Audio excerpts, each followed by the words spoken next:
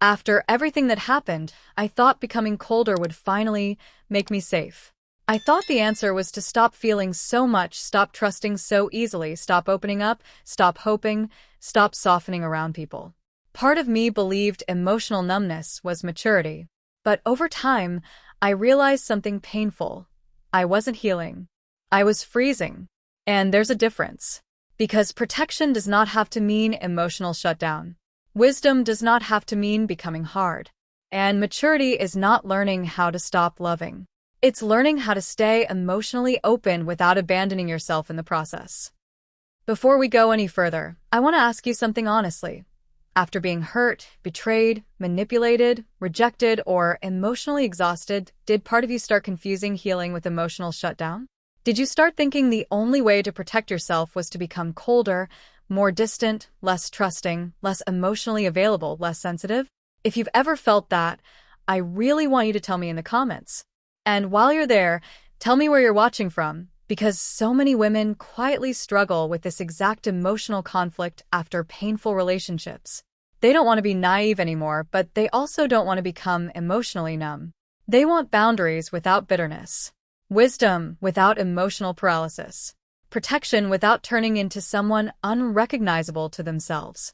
Stay with me until the end of this episode, because today we're talking about one of the hardest emotional balances to learn after relational pain: how to protect yourself without emotionally disappearing. We're going to talk about why painful experiences often push people toward emotional hardening, how cognitive behavioral therapy helps explain this protective response, and why true emotional maturity is not about becoming emotionally unavailable. It's about learning how to stay emotionally awake without constantly sacrificing your own safety, clarity, and self-respect. Because protection does not need to mean freezing your heart completely. One of the saddest things emotional pain can do is convince someone that sensitivity itself is the problem. After enough disappointment, enough betrayal, enough emotional confusion, many women slowly start building an identity around emotional self-protection. They stop opening up naturally. They stop trusting their own softness. They stop expressing vulnerability freely. They become emotionally cautious in ways that initially feel empowering, but eventually start feeling emotionally isolating too. And honestly, this reaction makes sense psychologically. The nervous system learns through experience. When someone repeatedly associates openness with pain, vulnerability with rejection, trust with betrayal, emotional investment with humiliation, the brain naturally starts trying to reduce future emotional risk. This is where cognitive behavioral therapy becomes incredibly important.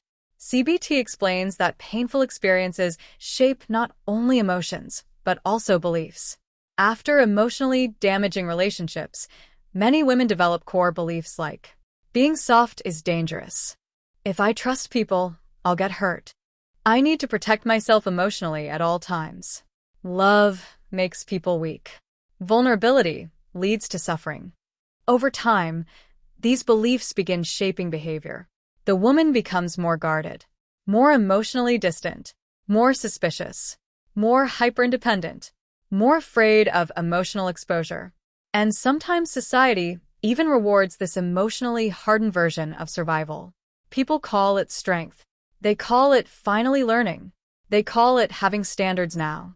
But internally, the woman may still feel deeply conflicted because part of her knows she is not only protecting herself, she is also emotionally shrinking. That's the difficult truth. There is a difference between boundaries and emotional shutdown. Boundaries protect connection. Emotional shutdown avoids connection entirely. Healthy protection says, I will stay emotionally open, but I will no longer abandon myself. Emotional freezing says, I will stop needing, trusting, feeling, hoping, or softening at all.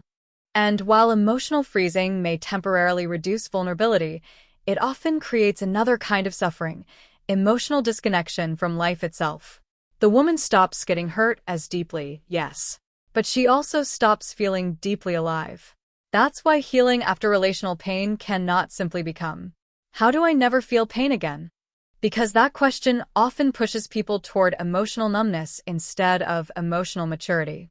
The healthier question becomes, how do I stay emotionally connected to myself while protecting my emotional well-being? That changes everything. Because true emotional maturity is not becoming hard enough to never get hurt again. That's impossible. Human connection will always involve risk. Real maturity is developing enough self-awareness, boundaries, emotional regulation, discernment, and self-trust that pain no longer completely disconnects you from yourself. And that is a much more beautiful form of protection.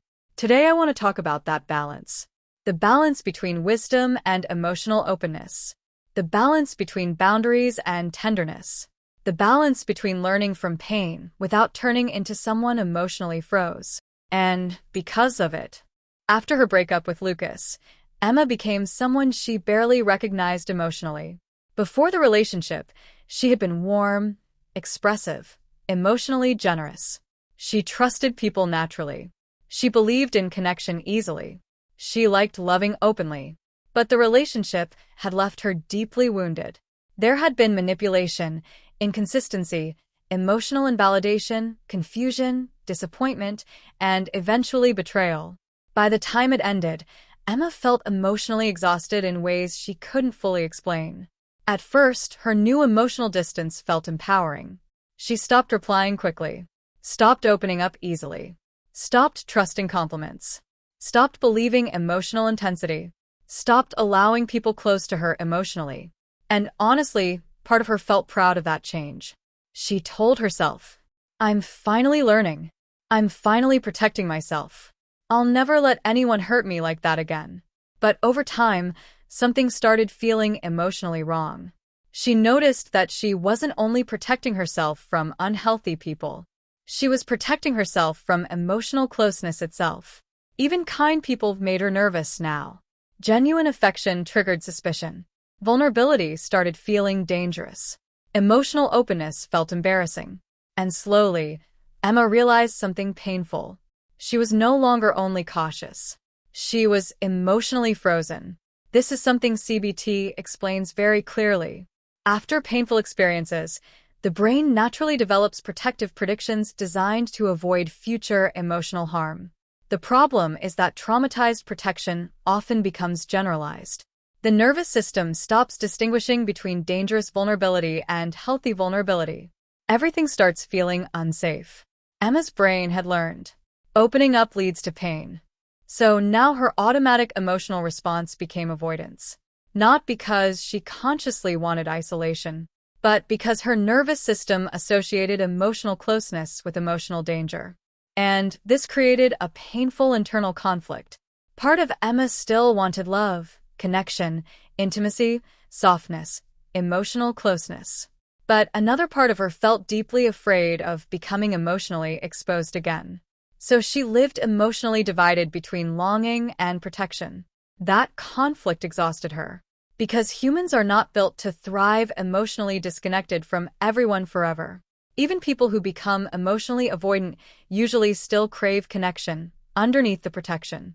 Emma eventually realized that becoming colder had not actually healed her fear. It had simply reduced her emotional exposure temporarily. And those are not the same thing. That realization changed the direction of her healing completely. Because now the goal was no longer, how do I stop feeling vulnerable? The goal became, how do I stay emotionally open without abandoning my own safety? That question marked the beginning of real emotio, NAL maturity.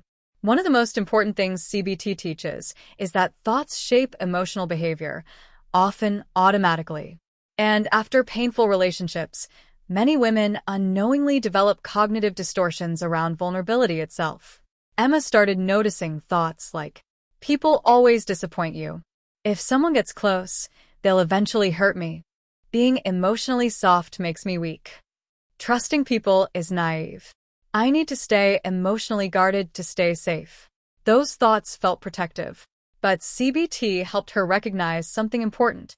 Protection and emotional avoidance are not the same thing. Because emotional avoidance often creates temporary relief while quietly strengthening fear underneath. Every time Emma emotionally withdrew from vulnerability, her nervous system felt briefly safer. But over time, that avoidance reinforced the belief that emotional openness itself was dangerous.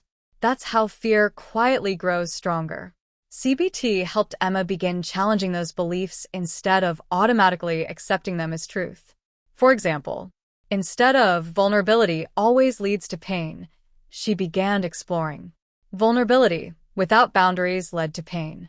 That distinction mattered enormously, because the problem had never been her capacity to love, feel, trust, or connect deeply. The problem had been lacking the boundaries, discernment, and self-protection necessary to stay connected to herself while doing those things. This realization changed how Emma understood emotional maturity completely. Before, she thought maturity meant becoming harder. Now she began understanding that maturity actually meant becoming more emotionally aware. Aware of red flag self-abandonment and healthy dynamics, manipulation, emotional inconsistency, her own attachment wounds, her own tendency to overgive. That awareness created a different kind of protection, not coldness, clarity. And clarity feels very different emotionally. Coldness disconnects. Clarity observes. Coldness suppresses emotion. Clarity regulates emotion. Coldness avoids intimacy. Clarity allows intimacy while maintaining self-respect. That distinction became deeply healing for Emma because she realized she did not actually want to become emotionally numb. She wanted to become emotionally safer inside herself. And those are completely different goals. CBT also helped her rebuild trust in her own judgment. Painful relationships often leave women doubting themselves. How did I miss the signs? How did I trust the wrong person? What if I can't trust my perception anymore? But healing is not learning to trust nobody. Healing is learning to trust yourself enough to respond when reality reveals itself clearly. That changes everything, because emotionally mature protection is not, I will never get hurt again. It is, if pain appears again, I will no longer abandon myself trying to keep connection at any cost. That is real strength. The most beautiful shift happened when Emma stopped seeing sensitivity as weakness. For a long time, she believed her softness had been the problem. She thought loving deeply, trusting openly, feeling intensely, and caring sincerely were the reasons she got hurt. But slowly, through therapy and self-awareness, she realized something important. Sensitivity was never the danger. The danger was lacking boundaries while being sensitive. That realization freed her emotionally, because now she no longer had to choose between being warm and being protected. She no longer had to become emotionally cold in order to feel intelligent. She no longer had to perform detachment to feel strong. CBT helped her recognize another important pattern. After emotional pain, people often develop all-or-nothing thinking. Either trust completely or trust nobody. Either stay emotionally open or become emotionally unavailable. But healthy emotional functioning exists in the middle. Emma began learning how to stay emotionally connected while also staying emotionally observant. She learned that discernment does not require emotional numbness. Boundaries do not require cruelty. Self-protection does not require shutting down her entire emotional world. And this changed the way she approached relationships completely. She stopped trying to appear unbothered, stopped glorifying emotional detachment, stopped pretending she didn't care. Instead, she became more honest with herself. Yes, she still wanted connection. Yes, she still wanted intimacy. Yes, she still wanted love. But now she also wanted consistency, emotional safety, mutual effort, clarity, respect, reciprocity. And most importantly, she no longer saw self-abandonment as the price of love. That shift rebuilt her emotionally, because emotionally healthy protection does not erase tenderness. It protects tenderness intelligently. That's what emotional maturity actually is. Not becoming hard enough to never feel pain again, but becoming grounded enough that pain no longer disconnects you from yourself completely. Emma slowly learned that she could stay soft without staying naive. She could remain emotionally open without emotionally collapsing every time someone disappointed her. She could love deeply while still paying attention to reality. And honestly, that balance is one of the most beautiful forms of healing. Because the goal after emotional pain should never become, how do I stop feeling? The goal becomes, How do I keep my heart open without leaving myself unprotected inside my own life? That question creates a completely different future emotionally. So let me end this episode with something I think many women desperately need to hear after heartbreak, betrayal, manipulation, or emotional exhaustion. Protection does not need to mean freezing. You do not have to become emotionally numb to become emotionally wise. You do not have to stop loving deeply to become emotionally mature. You do not have to kill your softness to stop being naive. Real healing is not emotional shutdown. Real healing is learning how to stay connected to yourself while also staying emotionally open to life. And yes, that balance takes time. It takes boundaries, self-awareness, discernment, therapy sometimes, difficult realizations, painful unlearning. But it is possible. Emma did not heal by becoming colder than everyone who hurt her. She healed by becoming more emotionally honest with herself. She stopped confusing emotional numbness with strength, stopped glorifying detachment, stopped believing that caring deeply made her weak. Instead, she learned something much healthier. Sensitivity becomes dangerous only when it exists without self-protection. And once she understood that, everything changed. Because emotionally mature people are not people who never feel pain again. They are people who no longer abandon themselves in order to keep connection. That is the difference. And maybe the most beautiful part of healing is realizing you can become wiser without becoming emotionally hard. You can become protected without becoming emotionally frozen. You can remain soft and still finally feel safe inside yourself. Now I really want to hear from you. After being hurt, did part of you start confusing healing with emotional shutdown? Did you become colder, more distant, more emotionally guarded in ways that initially felt safe, but later started feeling lonely too?